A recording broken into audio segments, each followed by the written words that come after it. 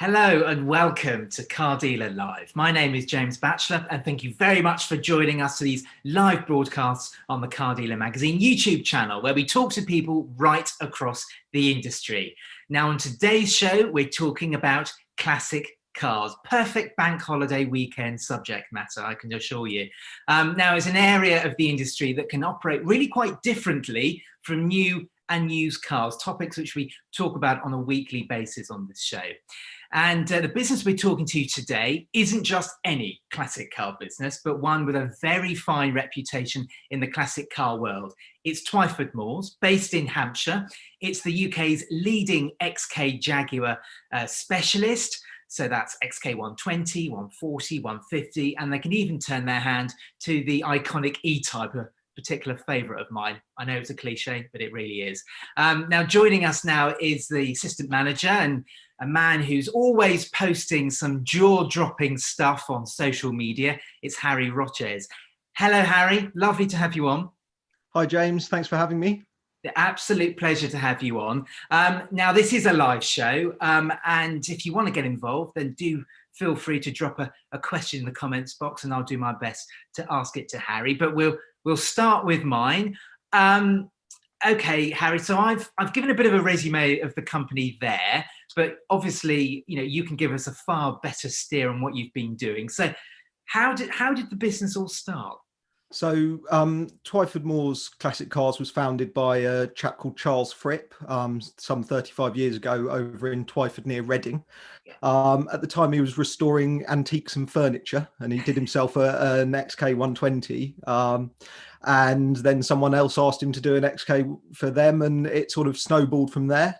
In the 90s, the business moved down to Bosham, near Chichester on the south coast, quite near to the Goodwood Motor Circuit, and grew quite significantly, restoring more and more XKs.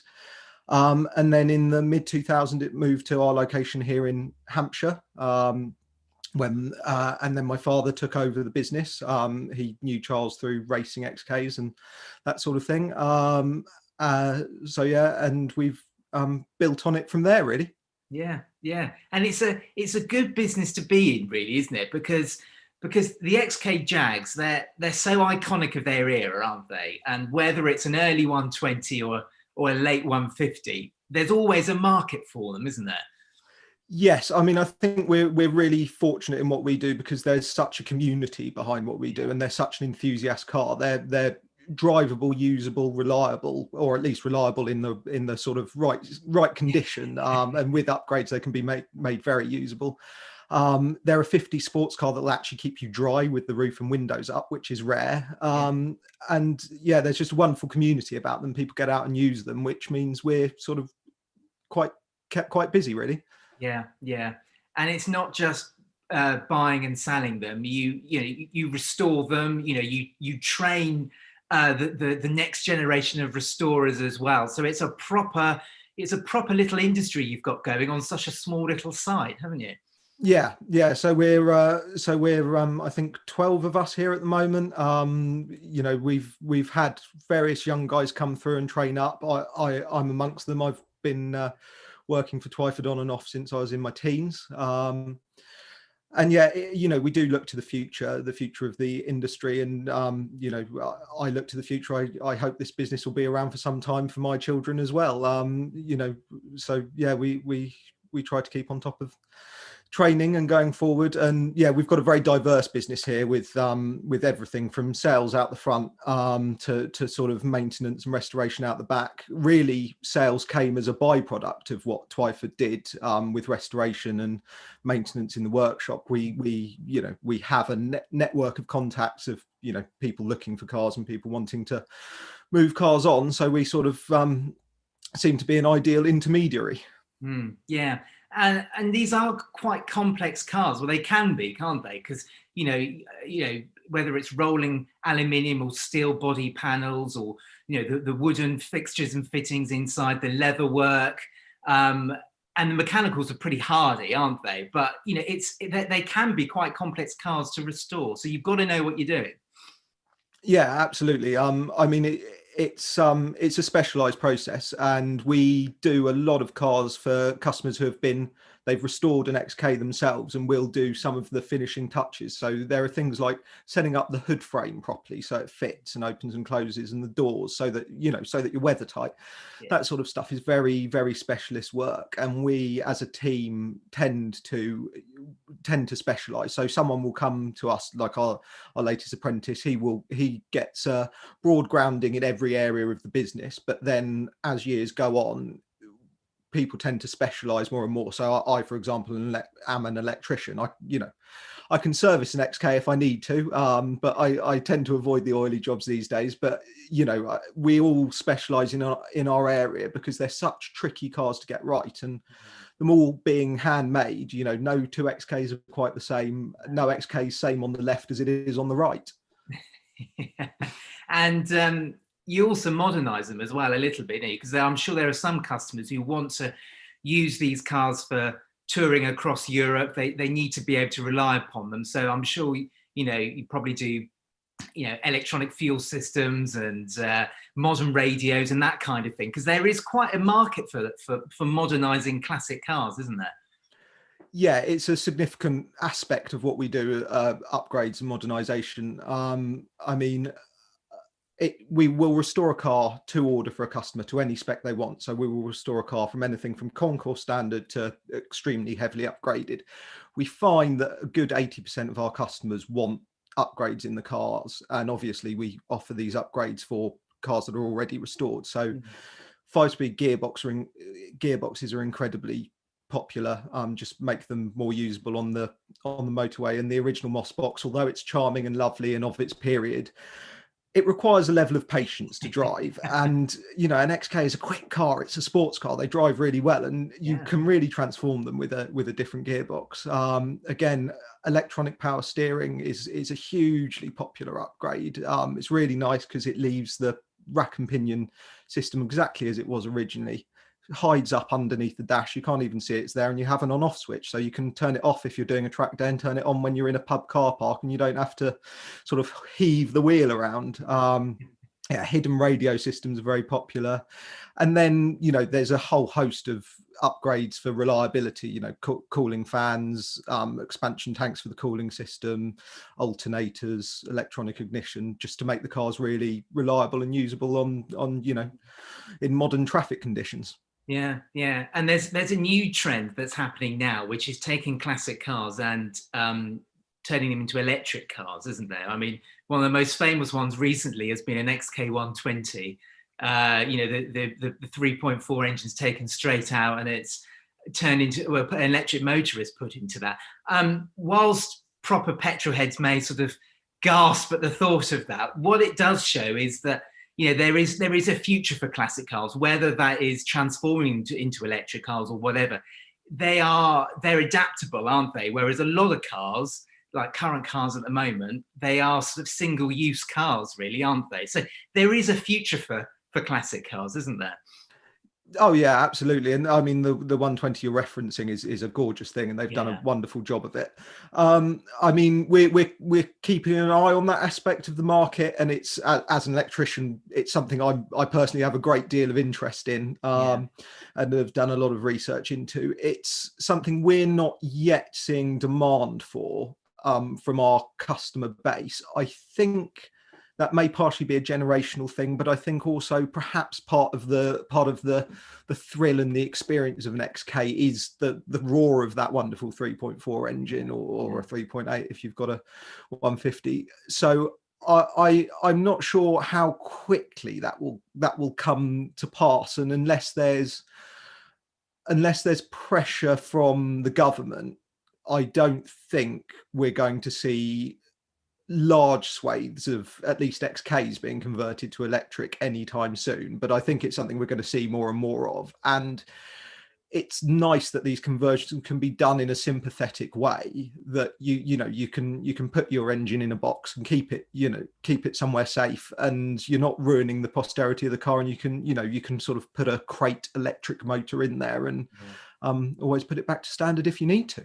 Yeah, yeah. And I think it's interesting what you say there, because I think Jaguar themselves have found this marketplace quite a difficult thing to actually forgive the pun here, but spark a bit of interest in, because, of course, they revealed the E-Type, the EZero last year, and of course nothing really has come from that yet. And it's because, of course, classic cars, like you say, a big part of somebody owning a classic car is the way it's more tangible to drive. They've got the roar of the engine, the smell of the fuel, all those kinds of things. So it's going to be very interesting to see where that goes.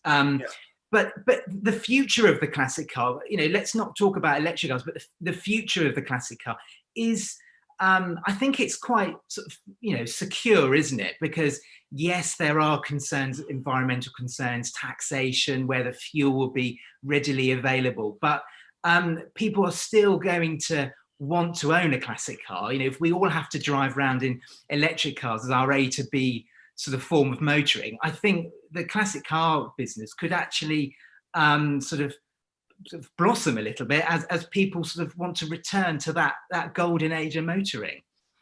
Yeah, I mean, I think in all aspects of modern life in the UK, there's sort of a leaning towards the vintage and nostalgic and that sort of thing. And, I think people appreciate well-crafted objects, and old cars are beautifully crafted objects, especially when they're restored well, and, they're gorgeous things. And yeah, as you say, if you're not getting pleasure out of what you're driving on a daily basis, perhaps the place for a classic car becomes even more important. Yeah, absolutely. Well, let's just take it back to Twyford Moors a second. And this may be a bit of a tricky question to answer, but is there a typical customer that you have, or are all customers very, very different and they have their own tastes and likings? I mean, it's very diverse. I will concede the vast majority of our customers are chaps of sort of a 40 plus age group. That I think the value of the cars is somewhat prohibitive to younger folks, and it seems to be something that attracts men more than women. But we have quite a few female customers as well.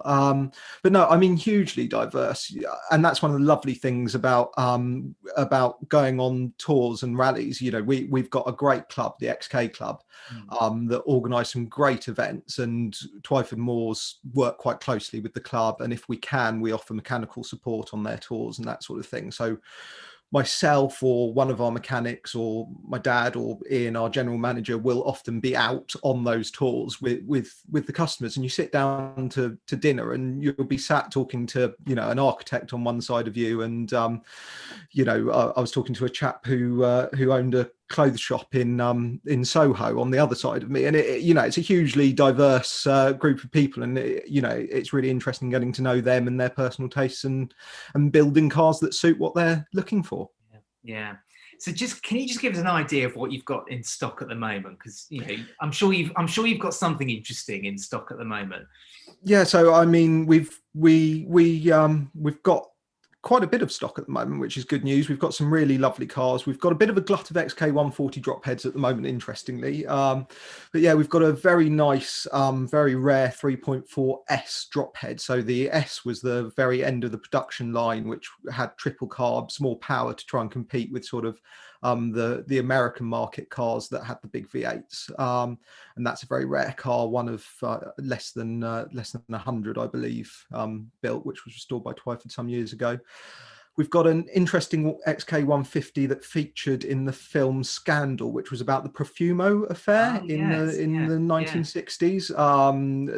One of the principal players drove an XK 150 at the time, and the car was driven by John Hurt in the film. So that's sort of a bit of interesting history. And then the sort of the cherry on the cake in the showroom at the moment is a very early XK 120 roadster called number plate PPE 101, and it's known as PPE 101, and it was rallied and raced extensively in the early 50s, and it took part in the Alpine Rally the same year that Ian Appleyard won in the very famous Nub 120. It came in, I think, 14th overall and 5th in class, and went on to rally extensively with sort of unofficial support from the Jaguar racing team in the early days, and that's just got fabulous history all the way through. It was being raced and rallied all the way through into the 90s by its latter owners, and we've even found some footage of it in the 90s doing the classic marathon rallies, and there's sort of footage of it dodging cows in the road and cutting through mountain passes and stuff. So yeah, that's just got unbelievable level of history to it, that car. Yeah, yeah. So where do you tend to find stock? I mean, I would imagine with PP101, was that through word of mouth, or you know, in other cases, are you actively scouting cars all around the world? Well, I mean, we don't tend to have to actively look for cars; they tend to find us. You know, we as you referenced earlier, we put a fair amount of effort into our social media and our website, and although we're probably a bit ahead of the game on that a few years ago, being as you know, the classic car industry, we tend to be slow to adopt new technologies. So I think we are generally quite well known. So people tend to find us. We're well known in the industry. You know, often the cars we sell will be for customers who are selling cars. You know, certainly customers reach an age and they decide it's time to move the car on, or they're looking for something different, or you know, sometimes we'll have a customer with, you know, they buy an XK, they like the XK, but they think I'd really like a restored one, so we restore them one and then sell their other one when they're done. You know, it can be very diverse, and you know, sometimes you get bizarre phone calls out of the blue. We had a few years ago a policeman phoned us, and he had responded to some incident in Oxford and spotted in a garage what he thought looked like the front of an XK 140, and we sort of followed the lead up and eventually found in this council lockup a ruin of an old XK 140 with half a Mini on top of it. That was, yeah, been buried for many years, and that's now a restored car out on the road. So you never know where you're going to find them, really. No. Well, on that particular subject matter, I mean, a big thing in the past few years was something that's got a lot of sort of fame is barn finds.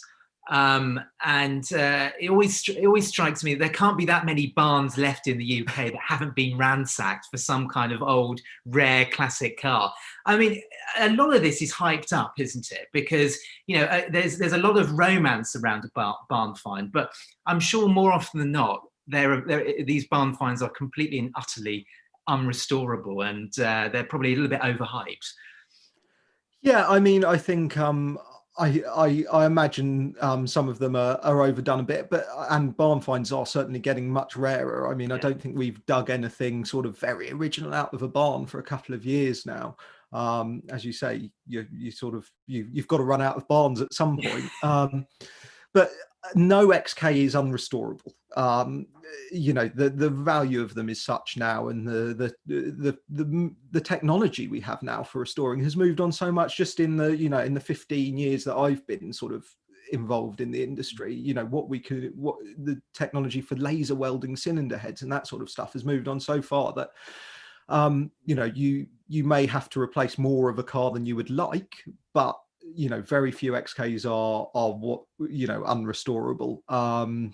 Particularly drop heads and roadsters, the values are just such that it's always worth it. And then you know, the other source of restoration cars these days are cars that are being restored for the second or even third time round. You know, the standard people expect now, and the standard people are looking for, and the standard we work to is far beyond that of what was expected in the 70s, the 80s, even into the 90s, when the values of these cars were much lower. So, you know, a lot of what we restore now are cars that were restored perhaps not terribly well at some point earlier in their life, and you know, a lot of the time we're able to sort of re-inject some originality into the car at the same time. Yeah. Now, it was always said that California and the hot climate states in the US were a hotbed for finding Jaguars, particularly Jaguars because they sold so well in the States, but a hotbed of finding these cars and bringing them over to the UK. Is that still a thing? Is that still very popular in the classic car world?